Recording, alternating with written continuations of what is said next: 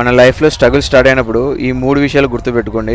మన స్ట్రగుల్స్కి కారణమని ఇంకెవరినో నిందించుకోకుండా వాటిని ఫుల్గా యాక్సెప్ట్ చేయండి. ఆ స్ట్రగుల్స్ని మీరు ఫేస్ చేయగలడానికి ధైర్యాన్ని ఇవ్వని కోరుకోండి.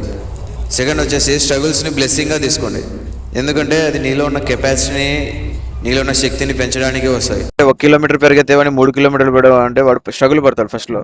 కానీ వాడు ఆ 3 కిలోమీటర్లు అనేది పరిగెత్తడం అలవాటైతే అనుకో, ఆ 3 కిలోమీటర్ల స్టామినా అతనికి ఆటోమేటిక్గా వస్తుంది. సేమ్ లైఫ్ కూడా అంతే. నీకు బాధ్యతలు పెరిగాయంటే అది నీలో ఉన్న ఎనర్జీని పెంచడానికి వస్తున్నాయని ఆలోచించండి. థర్డ్ వచ్చేసి స్ట్రగుల్స్ ఎక్కువైనాయని డిప్రెషన్లోకి వెళ్ళొద్దు. ఎక్కువ ఆలోచించి స్ట్రగుల్స్ ఉన్నాయి, కష్టాలు ఉన్నాయి, బాధలు ఉన్నాయి, ఒక బెగ్గేద్దాం అని కాదు.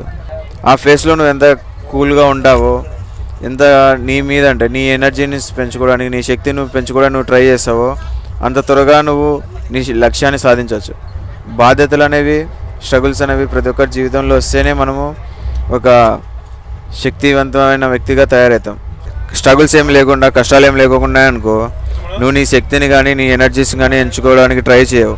నువ్వు జీవితం ఎలా అయితే ఉందో రోజు సాఫీగా అలానే వెళ్ళడానికి ట్రై చేస్తావు. ఏదైనా సరే మన కష్టాలు, బాధలు వస్తున్నాయంటే దేవుడు మనకి ఏదో నేర్పిస్తున్నాడని ఒక ఆలోచనతో ముందుకెళ్ళు.